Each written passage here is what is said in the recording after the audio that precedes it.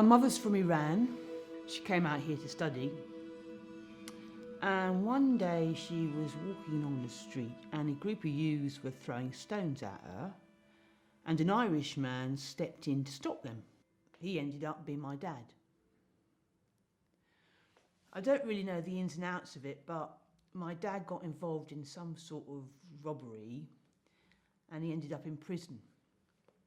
I was only 3 or 4, and so we went to live in Iran until I was 12.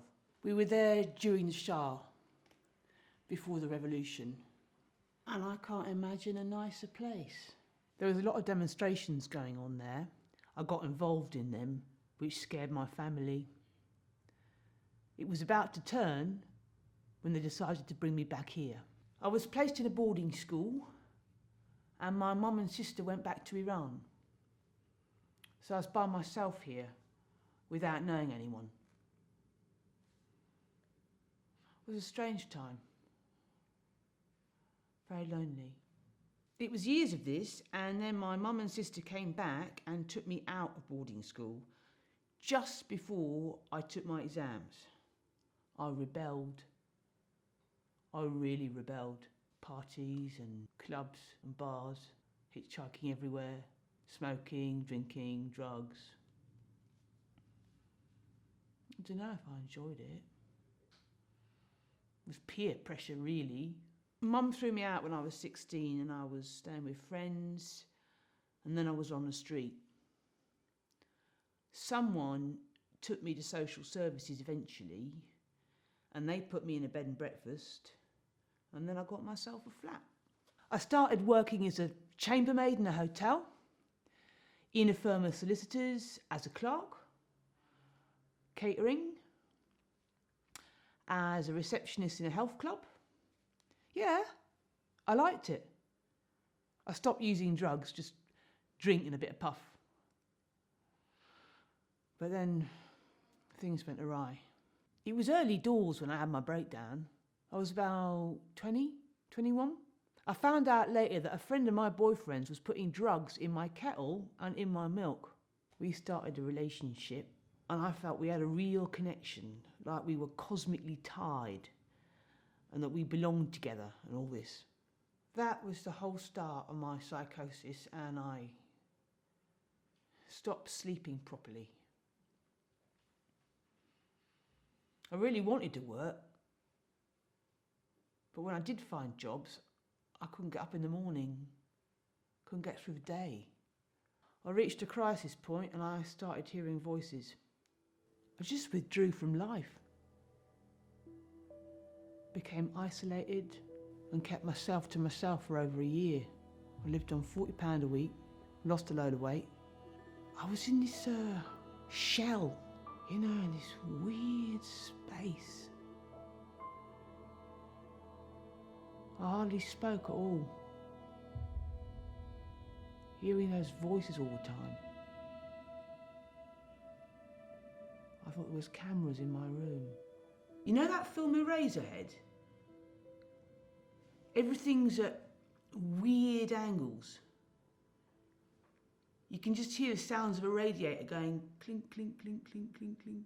I wasn't sleeping at all. I eventually went to my doctor's surgery, and while I was waiting, I couldn't stop crying and I took my shoes and socks off. They called the police and said I was taking my clothes off.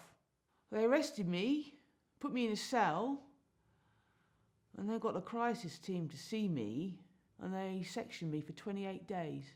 My diagnosis was schizoaffective disorder, which means occasional bouts of schizophrenia rather than constant, and is usually drug-induced. The medication didn't stop the voices, but it helped calm me down. I've been in hospital 25 times. The voices are there non-stop. I'd be released, then after a while, the strange feeling I used to get would overwhelm me and I'd be stuck and start smoking crack again. I became insular. I would find it difficult to hold down a conversation. You go to me, how are you? And how am I? I'm a human being. I'm made up of molecules. I had a child when I was 34. I've always loved children. The father was no one in particular, just someone I asked to get me pregnant. The pregnancy got me really close to my mum and my sister, but later they took the baby off me and got custody. When she was 2 years old, I was absolutely distraught.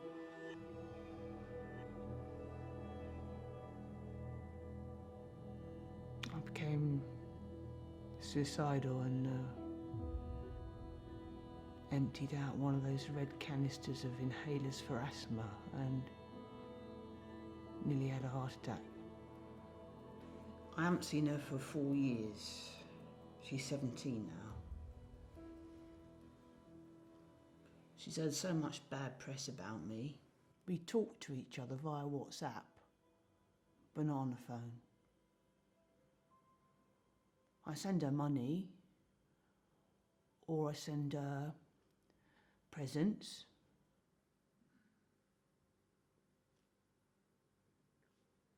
I have a longing for her. I decided to go to Portugal a few weeks ago. I got £3,500 from a previous employer pension. I just booked it online and went out that same day. I didn't have any crack from the time I got there Saturday to Thursday. And I just had such a nice time. I was just so positive and normal. I didn't have all this stress about money and about drugs. There wasn't anything on my mind. And I actually prefer being straight to being high. When I got back, where I live, people put pressure on me to school for them. I can't go away from it. I'm surrounded by it. Doesn't suit me, does it? Crack. I don't look like someone who uses. I have tried to stop, but it makes you feel so good. Makes you feel so bad as well. My experience of social services. I haven't had a lot of choice in the matter. I become very deluded when I'm ill, so it helps me to get back into focus. I appreciate that. The difference with FLIC is that they have a personal approach. They are there for me, week in, week out. If anything does go wrong, I can rely on them.